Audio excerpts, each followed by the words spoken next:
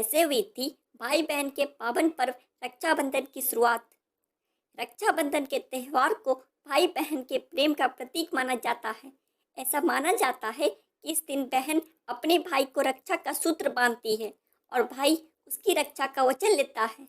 राखी के पर्व के लिए कुछ पौराणिक कथाएं भी प्रचलित है, जिनमें इस बात का जिक्र है कि कैसे माता लक्ष्मी ने राजा बलि को रक्षा सूत्र बांधकर भगवान विष्णु को उनसे मांगा था।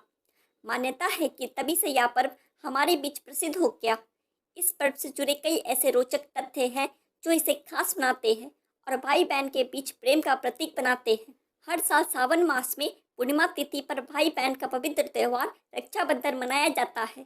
इस दिन बहन भाई को राखी बांधती है और भाई बहन को उपहार देता है और जीवन भर बहन की रक्षा करने का वचन भी देता है। इस साल 30 अगस्त को रक्षाबंधन मनाया जाएगा।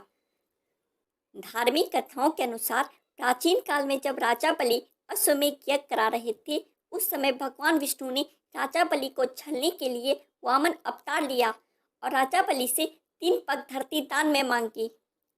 उस समय राजा बलि ने सोचा कि यह ब्राह्मण 3 पग में भला कितनी जमीन नापेगा और उन्होंने यह प्रस्ताव स्वीकार कर लिया।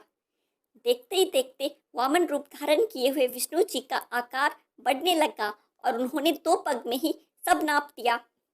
उस समय तीसरे पग में राजा बलि ने स्वयं को ही सौंप दिया और विष्णु जी ने राजा बलि को पाताल लोक दे दिया।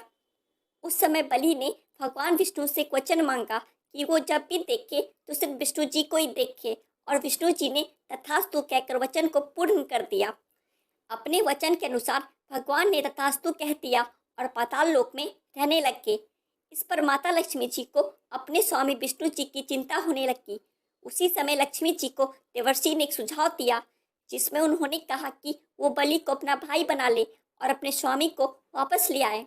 उसके बाद माता लक्ष्मी स्त्री का भेष धारण करके रोती हुई पाताल लोक पहुंची। इस पर राजा बलि ने उनके रोने का कारण पूछा। उनके पूछने पर लक्ष्मी जी ने कहा कि मेरा कोई भाई नहीं, इसलिए मैं अत्यंत दुखी हूँ।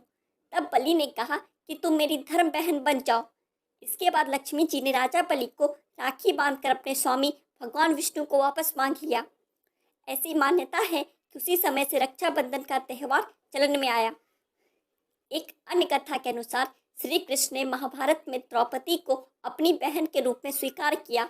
कथा के अनुसार भगवान श्री कृष्ण ने जब अपने सुदर्शन चक्र से शिशुपाल का वध किया, तब उनकी कनिष्ठा उंगली कट गई, जिससे भगवान कृष्ण की उंगली से रक्त की धारा बहने लगी।